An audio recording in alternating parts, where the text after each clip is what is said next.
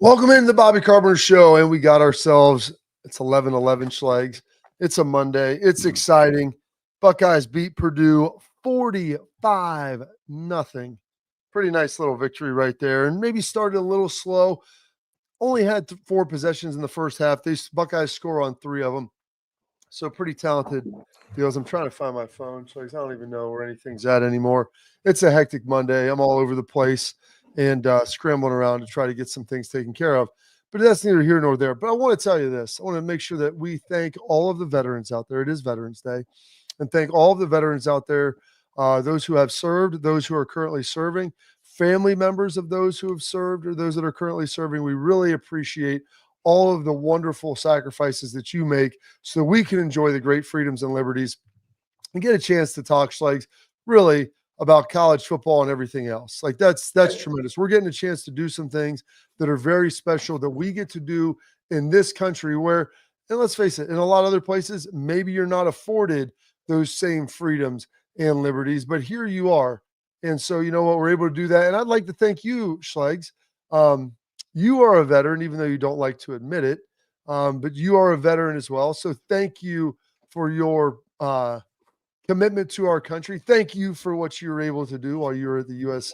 Air Force Academy and at the prep school. Thank you to my father-in-law who served in Vietnam as well.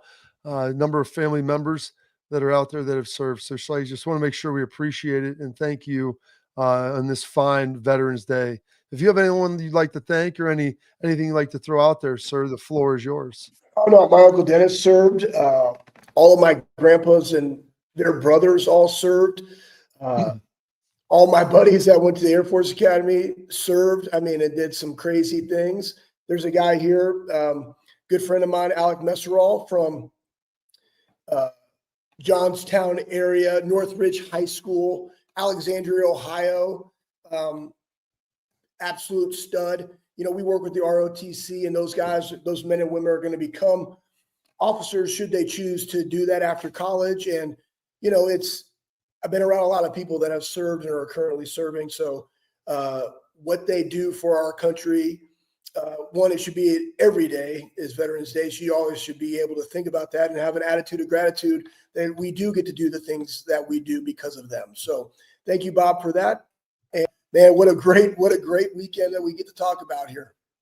Absolutely. I'd also thank 2 of my uncles that served as well, my Uncle Winnie and Uncle Herman. So great job out of them. We really appreciate that, Schlegs. We thank all those fine men and women that have served and handling all that. All right, Schlegs, we've got a fantastic game. We had a fantastic, really enjoyable weekend of college football games. I think we're starting to get to a point where it's a little bit of separation weekend for contenders, pretenders, trying to figure out what people are.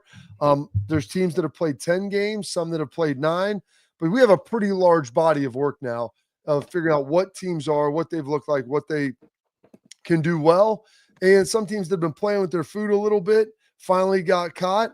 There's some teams that we thought would get eliminated that probably haven't. The Big Ten, I think, is poised to be able to get 4 teams in to the CFP now, unless something crazy happens down the stretch. But I think they're going to get 4, and I think the SEC gets 4. But the Big Ten, you kind of know who they are.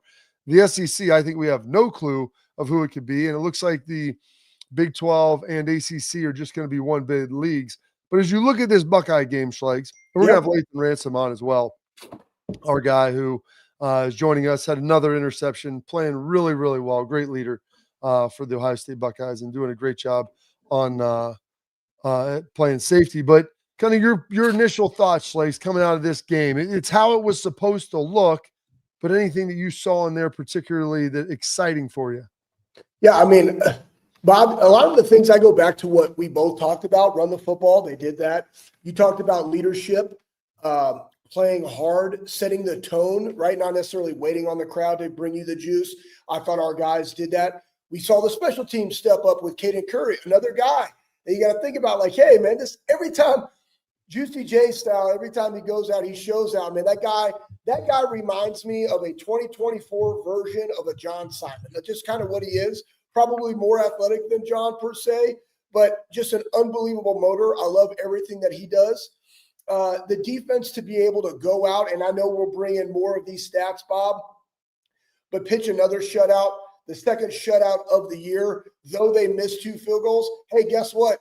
Charge it to win it. It still matters. They scored 0 points on this defense. I think the tight end's blocking really good. And again, 2 guys that we've mentioned, like last week, you had Jelani Thurman, who has that 4th down completion, right, where Ryan's heart stopped beating for approximately 6 minutes during that reception. But then on the 4th down, makes a really good block there on the goal line to get Will a touchdown. And G. Scott and the tight ends blocking really, really, really, really well. The D-line rotation, again, you saw Edric Houston get his first start. Also, personal foul. Guess what? Charges to winning sometimes. Great lesson learned. But a young guy, I thought we wanted more guys fighting and playing just crazy, reckless abandon, out of control. Is that? Yeah, but That's what we want. People no, fighting on the sideline. That's not what we want, right? But again, like I wasn't even really. He got one of those, but I was looking more at his tackles and his production. You know, and you're starting to see growth from the interior depth that we have. And as we get in the weeds and talk about all these other teams, that depth, that recruiting matters, especially now that you're going into the latter part of November and into the college football playoff. It really does matter. So anyways, great day. J.J. Smith, Jeremiah Smith breaks the all-time record, all 3 of them from Chris Carter. That was 40 years. And then you see our guys, and we get to talk to Lathan about this, but him and Caleb back there, man, like that is a very, very, very elite safety tandem, guys. I'm just saying we don't know what we got until it'll eventually be gone, but I enjoy watching those guys. I mean, Caleb fills the whole place to run extremely well. Lathan laid a boomstick on somebody over there on the sideline. Again, as you're watching this as a fan, really fun. You guys did exactly what they needed to do. And I think that's what we really need to focus on, is the fact that you came in here, you had a list of things. You wanted a clean game.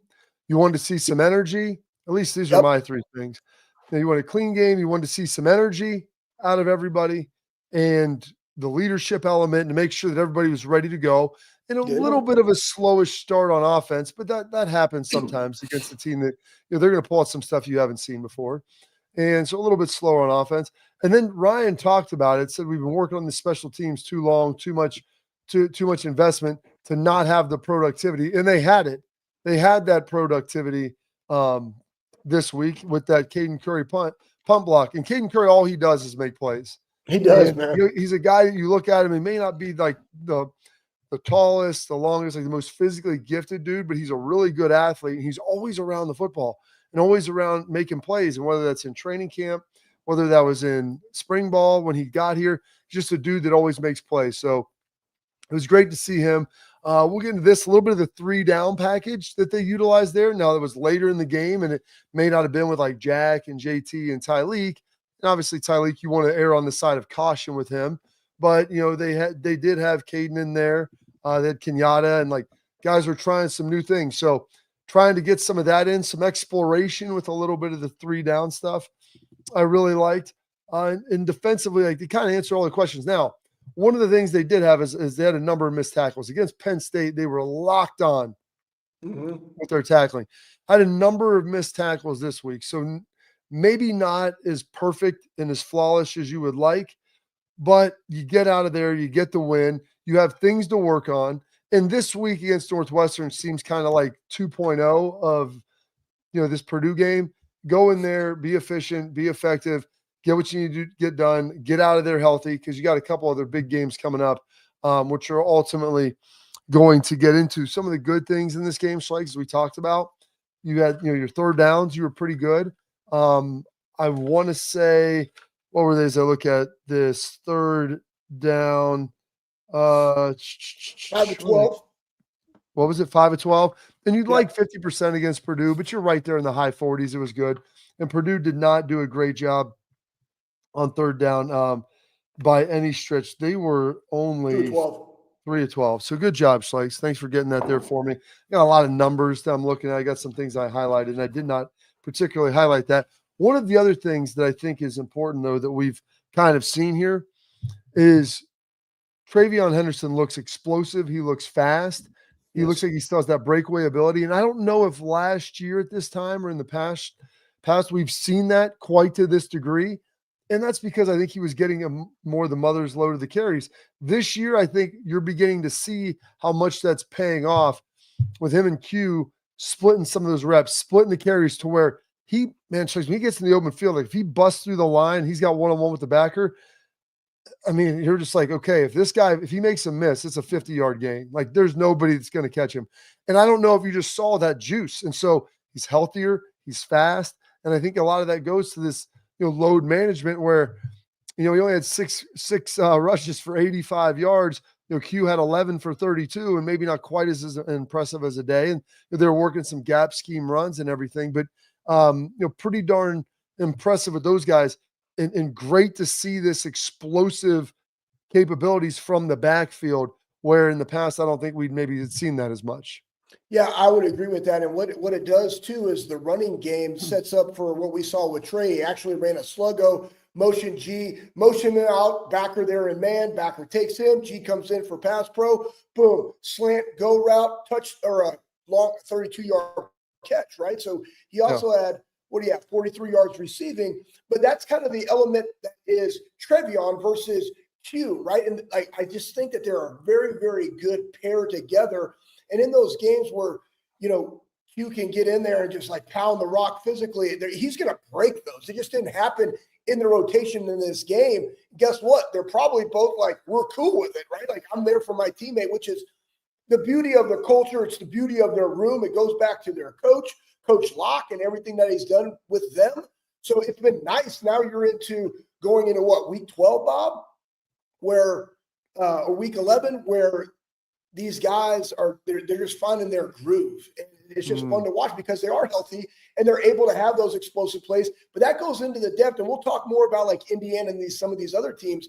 But just where the Buckeyes are right now, doing all the things that you and I both talked about in this show on Friday, I think that they're exactly where they need to be going into this Northwestern week. Absolutely. Well, one guy who has his groove, Mr. Lathan Ransom, he'll be joining us here in just a couple of moments. Before we get to Ohio State star safety, we've got XSport. I want to tell you about that. Parents, athletes, protect what matters most with XSport mouthguards. They're trusted by professional athletes, designed by NHL team dentists. The XSport mouthguards are scientifically tested to absorb those high-impact hits. They protect both your grill and your brain. XSport guards feature 3 layers of advanced protection, including the patented use of carbon fiber. They 3D print these things customized to your grill, so better protection, better performance, max comfort, clear communication, so you can focus on your game, not on your gear. Don't take chances with your safety. XSportguards.com/Bobby. Save 15%. XSport, protect what matters most. Lathan Ransom up next.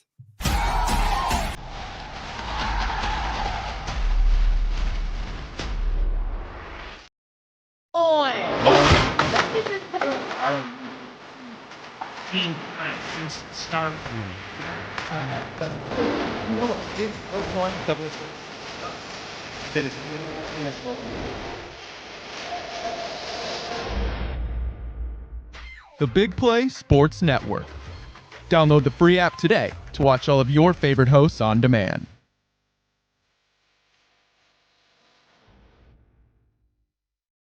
I'm Garage Beer, and this is Bobby Carpenter.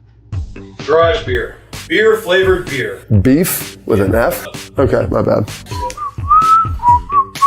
It's crisp and cool, and it doesn't taste like...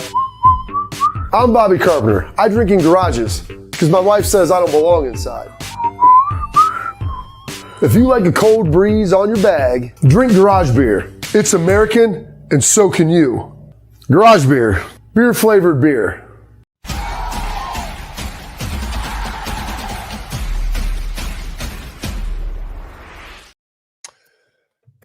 Now we're here to welcome in our guy, Mr. Lathan Ransom, into the program. Lathan, number of weeks now into the season, obviously we've been battling a lot of different stuff. How do you feel like the game went for you? Obviously, you get the interception, but kind of what was the whole experience like there on Saturday? Yeah, I think what we did as a team was great. When we came in, you look across the country after a big game, emotional game like the week before, it's easy to go in and come out flat or come out the way you didn't want to come out. So we came out fast, executed what we wanted to execute. Got a number of dudes that got into the game, like you was talking about on the D-line, DBs, linebackers, and got a great win. So it was exciting, a lot of fun, a lot of juice, and now we're looking forward to this next week. Tell everybody about how that, it just doesn't, you just don't get to go on Saturdays and flip a switch and bring the juice, right? Like it's practice. Tell us a little bit about your week. And again, Bob and I have always talked about the leadership. You are that one of those guys on the team. How does that look from that juice and the standard of which we got to play with on Saturday, and how that actually starts on Tuesday, Wednesday, Thursday? Yeah, I think leadership plays a huge part in that, especially, we have a lot of dudes that have been here 4 or 5 years, and we know what it's like to win all the games in the whole season and lose at the end. So, and we know what it's like to get into long seasons. Your body's hurt, your mind's hurt, especially freshmen. It's starting to get, these days are getting longer, class getting longer. And you wake up in the morning, it's cold outside. You don't want to go out there and bang at practice all week. But, we've been here and we got a goal, and we're going up there showing out every Tuesday practice, Wednesday practice, excited to practice, excited to play, because we can't take these for granted because they add up. So continuing to do that as the season goes on, not overlooking any team that we play, because have you seen across the country, any team can beat anybody. So we're excited for that big challenge that Northwestern upholds this week. Going to go on with a lot of juice, a lot of energy, and you'll see the silver bullets flying around. You've been through this a long time, and this is the time of year you start getting in November. You get excited, but also some of the young guys, I think, start worn down a little bit. Those conversations you have, Lathan, with some of the younger players who, you're getting into class, it's getting towards the end of the semester, their high school season's typically wrapping up, and you're looking at this like, okay, we got 3 more weeks, plus hopefully more bonus ball and then playoff stuff on the horizon. Is that stuff that you talk to them to kind of pull them in to make sure that everything's going well? Oh, yeah, most definitely talk about it. I think Coach Day's done such a great job of, when we got into, I forgot what week it was. Basically, I think week 8, we got into week 8. He's basically saying, if we want to get to where we want to get to, we're halfway through the season. This is only the halfway mark.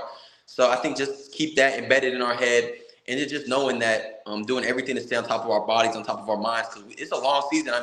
16, if we want to get to our goals, 16 games in a season, that's almost an NFL season now. And, that's longer than any season I've played. So I think, just continuing to do everything I can, take care of our bodies, take care of our minds, and then appreciate it. I always try to tell the young dudes, appreciate every meeting, practice, game that you play, man, because it can be taken away.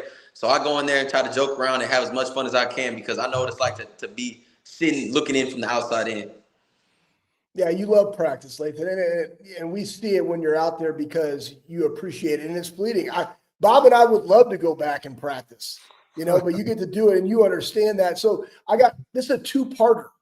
All right, so I want you to talk about your pick, what you're reading that allowed you to get that pick, and then 2, what was said in the meeting room when Jordan goes in there and gets just absolute flipped, and then also gets half a sack on that.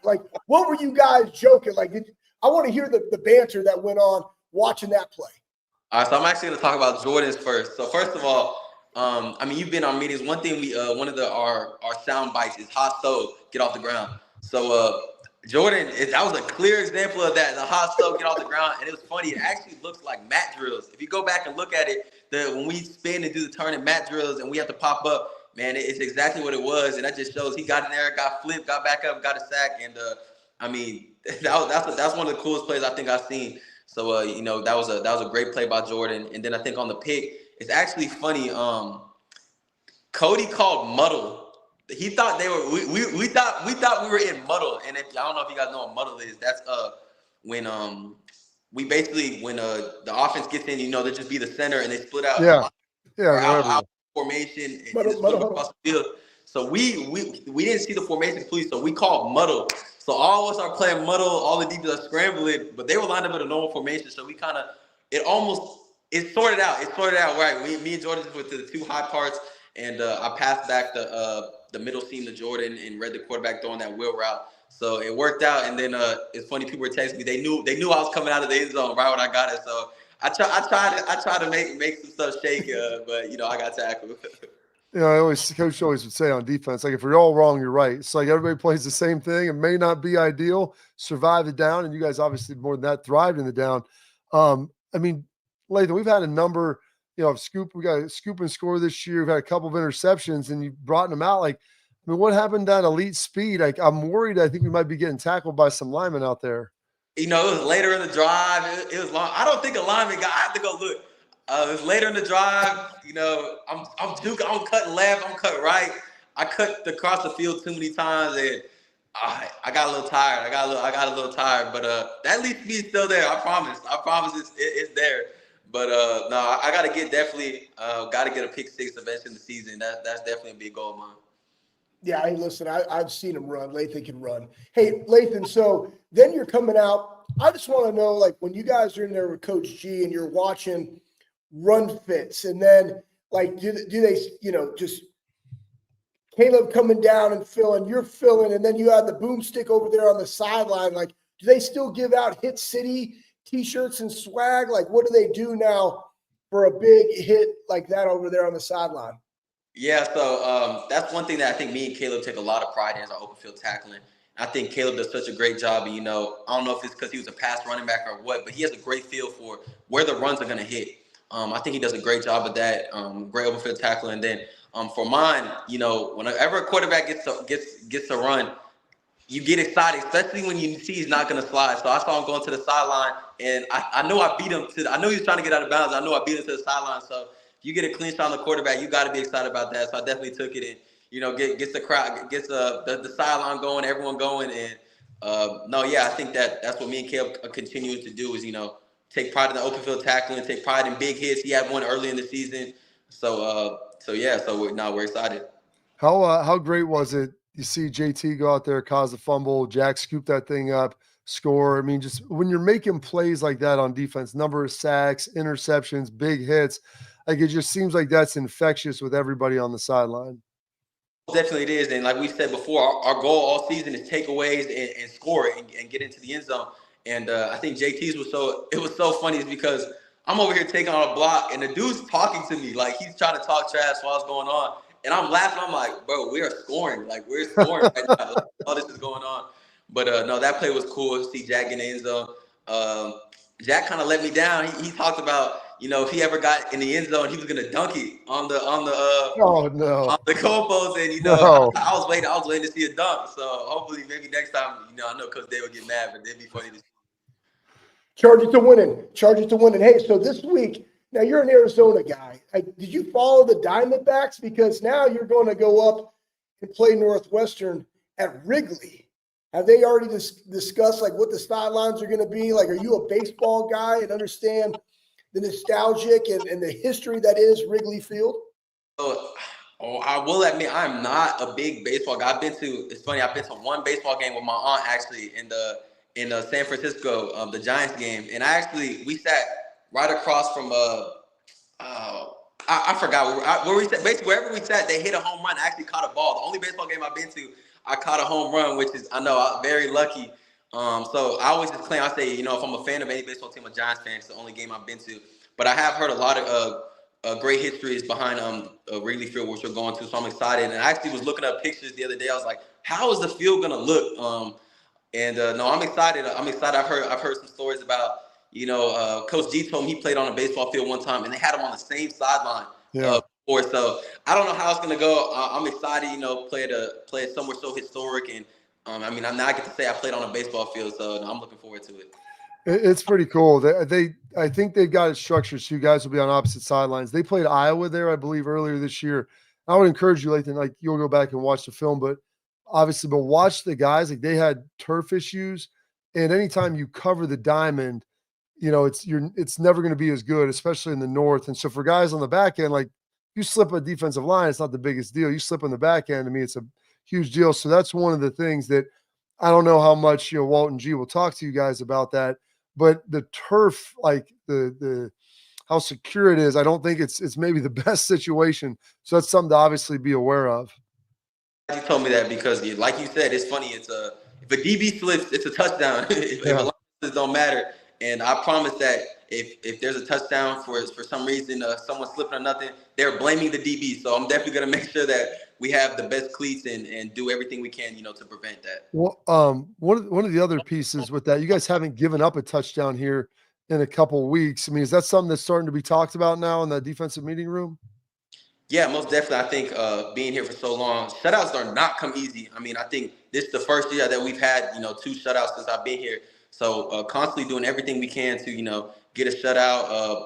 And then red zone defense. That's something that we talk about a lot, red zone defense. And I think that's something that we've definitely improved from last year, and we'll continue to do that with a couple goal line stops, some big red zone stops. Because I think red zone defense and third down defense are two of the most important.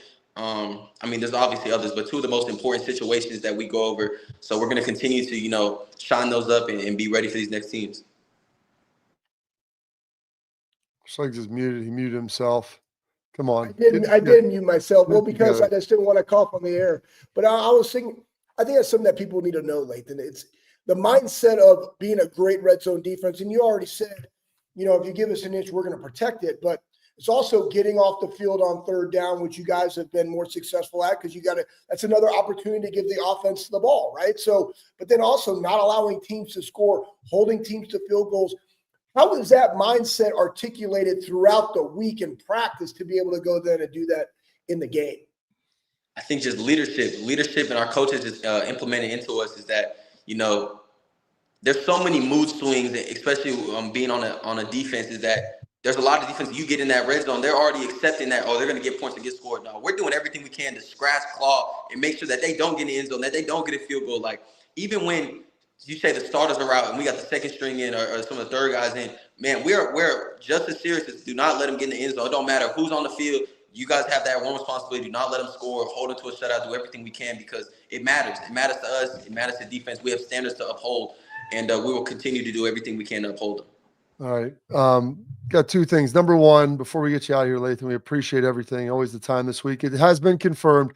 You did break the tackle on the offensive lineman, and then you did get taken down by a receiver. So that's good. That goes to guys in your room. I mean, number one, you block the quarterback. Number two, you always block the intended. So I don't know if it was the intended receiver that turned around and got you, but we got to block those guys in the back end. So that's the guys in your room taking care of that. And then also, like, when you battle injuries, people always talk to folks, like, when guys get hurt during the season, just because they're playing, it doesn't mean they're well. Like, so every week is always kind of a battle to get back to game day, because that injury doesn't go away. It needs rest, and you don't get rest till after the season. But what has your protocol been like trying to go through this since you got nicked up a couple weeks ago? Yeah, so luckily, like you said, it's funny that everything you said is completely 100% true. Luckily, I've been blessed to be around Stu, Sean, basically the best training staff there is to offer, the best in the country. And then there's one, to being through injury and stuff, I always kind of tell myself and remind myself is, nobody cares. The game doesn't care. If I'm going into the game and I'm going to play, it don't matter how much I'm hurt. It don't matter how much I'm sore. I put the helmet on, I go through the pass. There's no excuses. And my game and my play can't change. So it's more, for me, it's a mental game. It's just basically always telling myself that, I'm on that field. I'm expected to play at the highest level. So I continue to do that no matter how I'm feeling. Every day, Coach Rose asked me, they ask us on how our sleep scores and how we're feeling. It's 5-5s every day, no matter what. I tell him 5-5. That's true. And he knows that. So, but like you said, I do such a great job of having a routine. Continue to stay on top of my body, continue to work with Stu so that I feel as best as I feel. Shoot 100%. If anyone asks, I feel 100%. So when I step on that field, I feel 100%. I'm ready to go. Well, it's a mindset, Lathan. We appreciate your mindset, man. Thanks for spending some time with us today. Keep getting healthy, get healed up. I don't know what we got. What do we have in the bank? Are we watching any shows today? If you guys are watching the Penguin, the finale came out last night. I stayed up and watched it. Man, was that a finale? I hope that you guys watch it, because that was, to me, just for being one season, that's one of the best shows I've watched in a whole. Okay. Yes. True. True statement. Okay. If you guys are selling me on it, I might have to dive into the Penguin then. I mean, I didn't know if I could watch it. It seemed a little weird, but if you're both telling me it's must see, I'll get into that. So hopefully you get some rest, get healed up, and we'll talk soon. All right, Lathan? Appreciate you guys. Thank you. Thank you.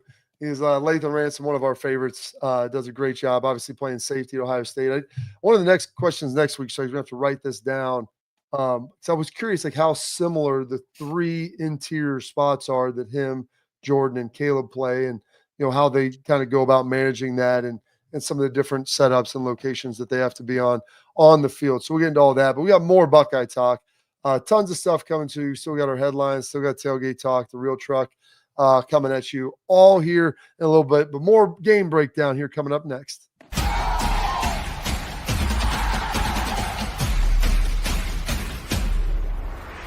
We were called soft last year. You don't want to be soft, especially when you come to the playoffs. So that's going to be a process throughout this season of establishing us as a harder team here in the. I'm Garage Beer, and this is Bobby Carpenter. Garage beer. Beer flavored beer. Beef with an F? Okay, my bad. It's crisp and cool, and it doesn't taste like. I'm Bobby Carpenter. I drink in garages because my wife says I don't belong inside. If you like a cold breeze on your bag, drink garage beer. It's American, and so can you. Garage beer. Beer flavored beer. I don't buy into this nonsense, this conspiracy nonsense that he's got his money and he's dogging it. That's ridiculous.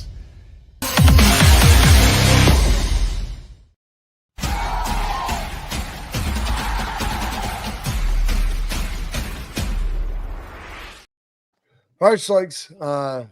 Great job there by Lathan Ransom, one of our favorites. Want to bring up this. I mean, you said you want to get into some of the other games that went on. I mean, it was a rough, rugged weekend, and this is the first time in the AP history that 4 Big Ten teams are now ranked in the top 5, with Oregon, Ohio State, Penn State, and Indiana, with Texas being sandwiched in there at 3rd with 2 above and 2 below. So pretty darn great deal for the Buckeyes. But some of these teams got knocked off. Miami had been playing with their food strikes.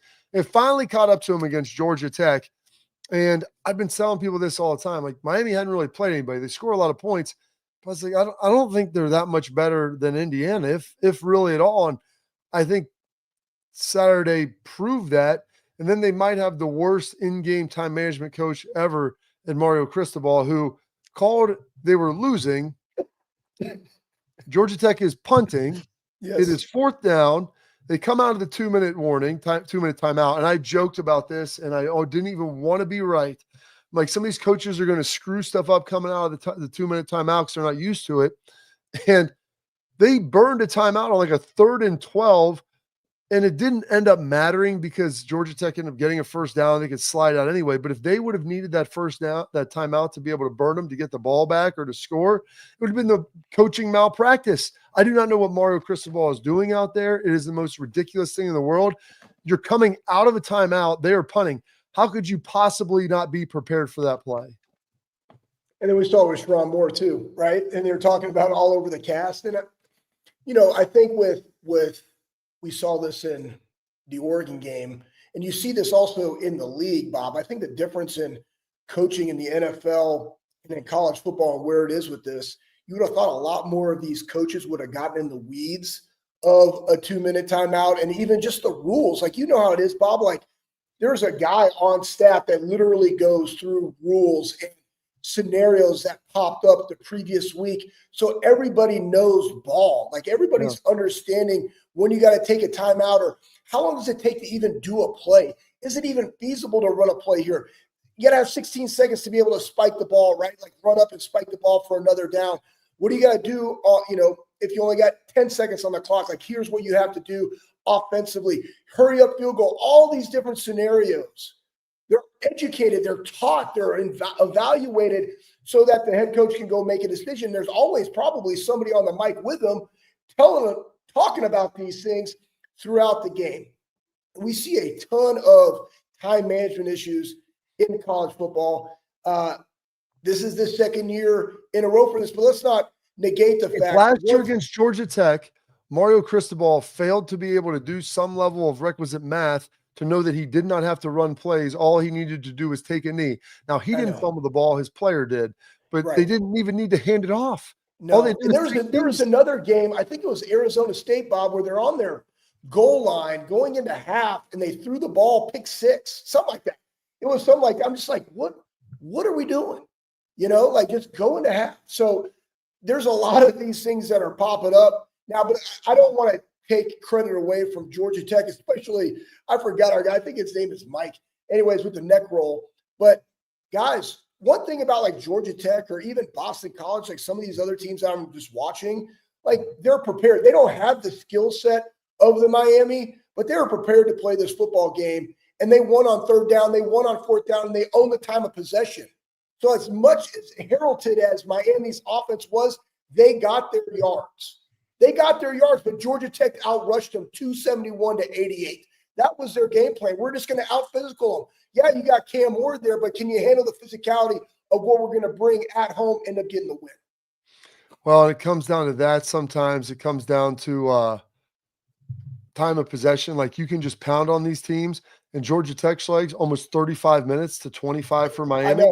Like we start talking about like how Georgia got beat by Kentucky, like some of these different games. When you see these teams that aren't as talented, and this is what people do to Ohio State, we're not going to give you 10 to 12 possessions a game. We're going to try to give you 8.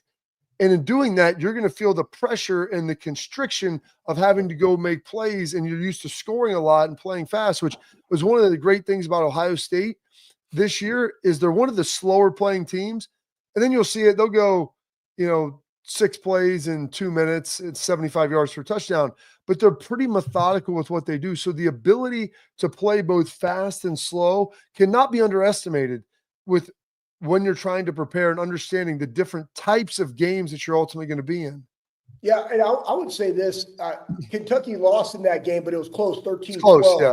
Yeah, but it was really close, but that's what they did. Kentucky beat Ole Miss, that's what they did. They had the ball for almost 40 minutes. That's what it was. I think it was back-to-back weeks there, Bob. And so they knew the game plan. And here's the other thing, too. There's a couple of things. When I'm watching ball, Ohio State had a really good 2-minute drill there at the end of the first half. Like, awesome. Like, way to go. Those are the things that you're looking at. We had a 4-minute drill to end the game, right, with the defense having a goal line stand and coming out of your end zone, 11 plays, 5-13, book a set. Boom, 2-minute drill. Like, yeah, it wasn't super clean all the way through in this game versus Purdue because I'm not saying that's what Ryan said. But that being said, there's also some really good things in that 2-minute. And then you saw, Alabama just absolutely beat down at LSU. You saw, Georgia just get dismantled by Ole Miss at Ole Miss. And then the Indiana game, Bob, there's some stuff in that game from the Indiana-Michigan game. Right. You mean that Sharon Moore let 30 seconds went off and then chose to call a timeout? Yeah, but even just more than that, like there's a recipe there. And I think that's what I'm happy that Indiana is ranked. And that's everybody's like down kind of on Indiana a little bit because that was their lowest scoring game that they had all season, followed up because they had their lowest scoring game the week before. But you know what? They're still 10-0. Like they found a way to win. I think sometimes people are just looking for perfection when perfection's never going to happen in the game of football. They still won the game, but there is some definitely weak links into that armor that is Indiana. Now they're going on to a bye, but the Buckeyes have them in 2 weeks. Excited for that matchup. Going to be another top 5 matchup in the shoe. Should be really exciting. Should be very, very exciting. And there's some other big games. Obviously, you look at the SEC, it's a mess. I think in the Big Ten, Schlegs, like the 4 teams that are going to be getting in, unless something crazy happens. Penn State dispatching of Washington. And James Franklin always seems to do that. After a big loss, always bounces back, beats the teams that he's supposed to beat. Indiana escaping against Michigan. And we'll get into this Indiana, but just real quickly before we go, like I think we realize that Michigan still has a good D-line. They can still run the ball pretty effectively. They cannot throw it to save their lives. They did throw it some against Indiana, however. But I think you look at Indiana, they've got a bunch of really good football players, but not a lot of draftable NFL talent. And so if you can get those guys in situations where they're forced to be athletes and forced to go athlete for athlete, that's when you can take advantage of Indiana. And Michigan was able to do that some because despite Michigan not being as good, because they don't execute nearly as well and they can't throw the ball worth a darn, they still have better players. So there's a lot of things obviously that go into play for that. But Indiana executes. They're going to force you to beat them. They're going to get after you with pressure. Like they'll take some shots, run some back shoulders down the field. It'll be a big game for the defensive backs. But now they've got a bye. So they're going to be sitting here watching Purdue, cooking up stuff in the lab. And I'll say this, Kirk Cignetti, he is not for the faint of heart. He is a guy that likes to be ultra aggressive, and he is unapologetic about it. All right, we'll put a little pin in that. We got headlines, a lot of big headlines coming out of this Ohio State game coming up next.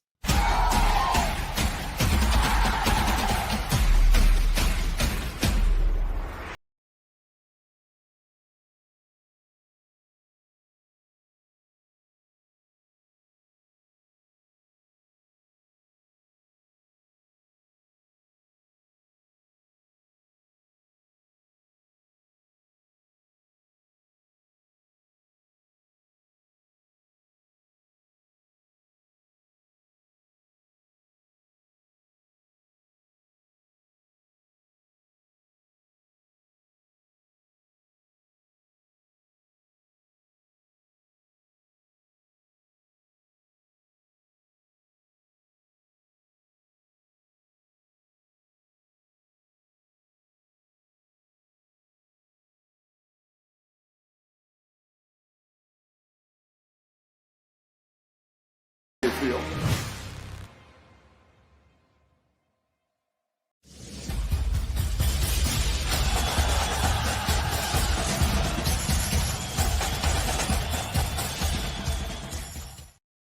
I want to tell you about my friends over at Affinity Whole Health. Their headlines. They offer personalized treatment plans to help you feel better, whether you're struggling with weight loss, low energy, muscle loss, poor sleep. Check. They can check all those boxes and help you with them. Affinity Whole Health provides expert guidance to help you safely reach your health goals. They've got semaglutide for weight loss. They've got hormone replacement programs. You can pair those together. Here's what you do. You go to affinityWholeHealth.com. You set up your free consultation. You're going to go in there. They're going to work some labs up. They're going to figure out a program that fits your needs the best. Poof, David Copperfield, you go home, and all of a sudden, 2 days later, all your stuff's at your door. No need to go back in the office for treatment. They'll take care of you. Folks, it's already mid-November. Don't say, hey, I'm going to start it in January. Forget wait until January. Do it today. Go check them out. That way you'll be on the ground running when the New Year's hits, and you'll be feeling good, and you'll be ahead of everybody else. All right. Talk a little bit about some of the headlines. We'll start off with our guy, Mr. Seth McLaughlin, Schlegs. One of the great dudes you're going to find, does a tremendous job. I don't know if you found this, if I found this, where it came. But this is the run the damn ball hats. Where is your run the damn ball hat, by the way, Schlegs? It's in my suitcase right here. I should have put it on. Sorry. You didn't unpack? You're telling me you flew back and you haven't unpacked yet? No. That's terrible, buddy. Listen, it drives me nuts. My kids. I live in two places. Like I got all the stuff I got. Doesn't matter. So I was going to ESPN every week. I would take my stuff out, boom, get it all set up. I don't like to go to bed with a full suitcase sitting on the ground. Never. Well, you know what? Let's talk about this. This is great content because here's the thing. I only carry my DOP kit, but I already got stuff here. I shouldn't even take my DOP kit. Yeah, why are you bringing it? I honestly, I don't even know.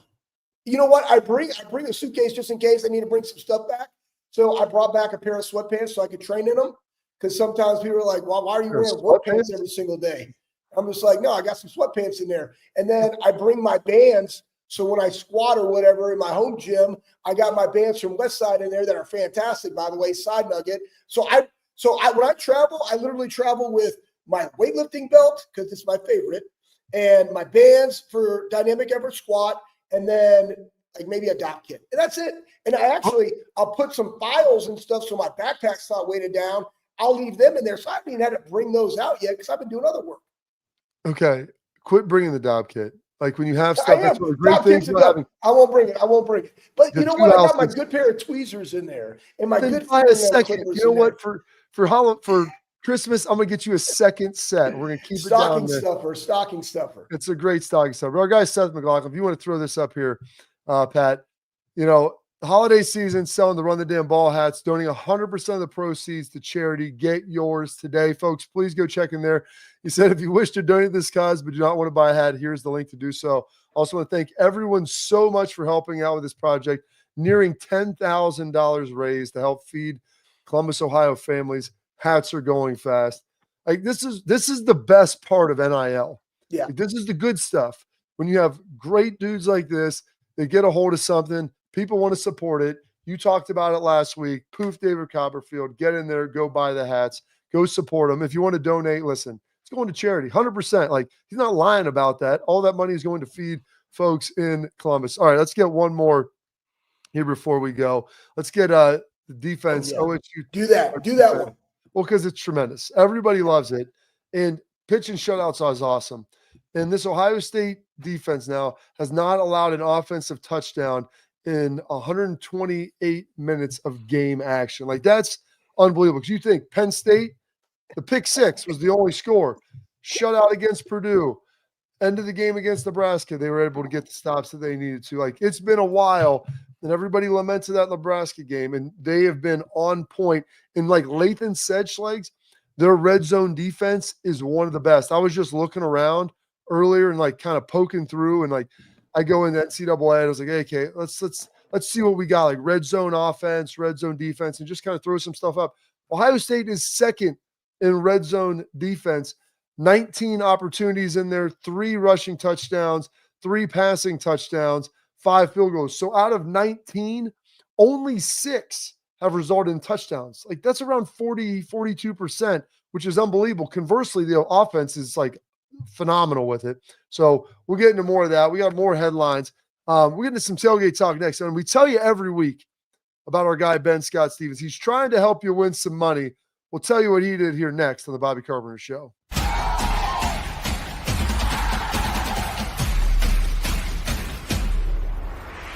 We were called soft last year. You don't want to be soft, especially when you come to the playoffs. So that's going to be a process throughout this season of establishing us as a harder team here in the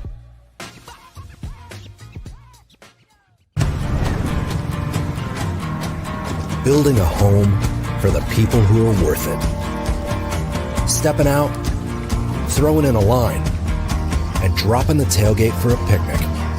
And finding far-off campsites with the people you're closest to. Upgrade your truck, Jeep, or Bronco with over 1 million parts and accessories. And bring your truck to life. Real Truck. I don't buy into this nonsense, this conspiracy nonsense that he's got his money and he's dogging it. That's ridiculous.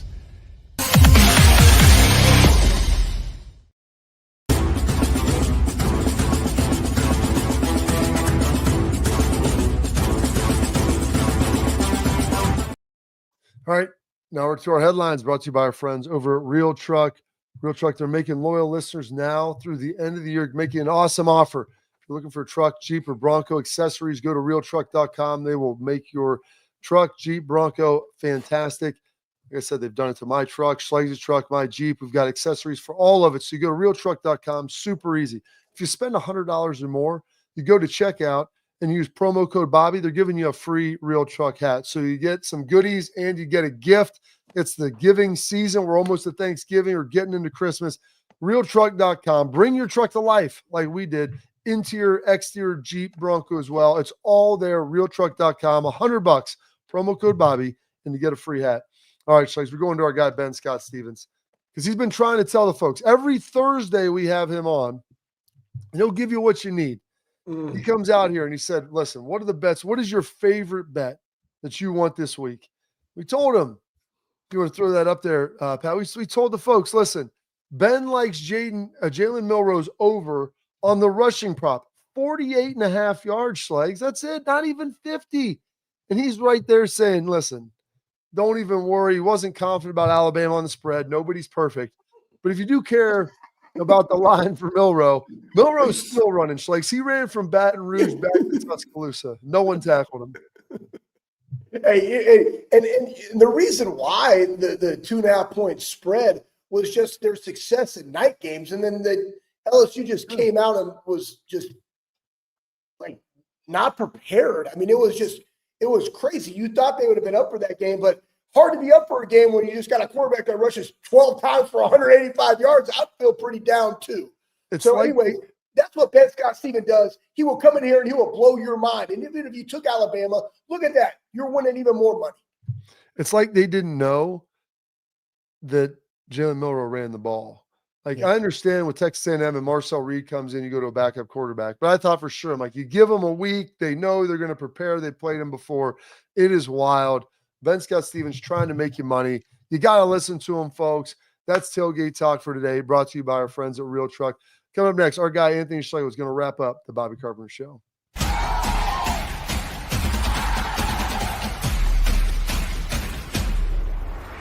We were called soft last year. You don't want to be soft, especially when you come to the playoffs. So that's going to be a process throughout this season of establishing us as a harder team here in the I'm Garage Beer, and this is Bobby Carpenter.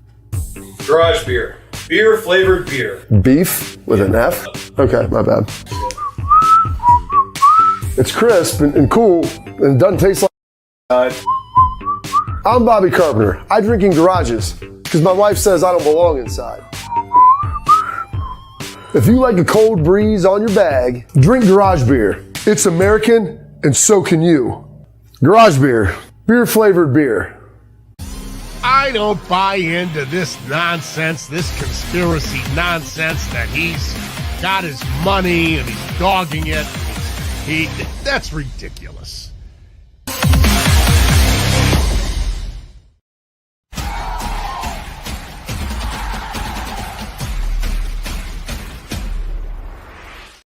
Final segment here of the show, Schlegs. You got about 30 seconds. Give us your parting thoughts on this one. Parting thoughts are this, very simple. Actually, there's two. One, I didn't know that Ashton Genty went to Frisco Lone Star, who's coached by one of my good childhood friends, Jeff Rayburn, awesome coach there at Frisco. I didn't know that. I saw that on the ESPN machine. And then two, I love it that in 2024, you have Indiana sitting there with 93% to make the college football playoff above Ohio State because they got a bye, they got OSU, and they got Purdue. So at most, one loss. Pretty cool because of how everything's going down in the world of NIL and transfer portal, that you can have a team like Indiana up there. Absolutely. Hey, listen, they're not going to lose too. I mean, the old Oaken bucket is theirs for the taking, Schlegs, to say the least. Well, that's it for today's show. Tomorrow we'll have Bill Bender on, get into that a little more, talk some big landscape stuff. Ohio State, one more game against Northwestern before they've got a nice little 2-pack to finish out the season at home. Stay tuned. Locked in tomorrow, 12:30, live, Bobby Carpenter Show.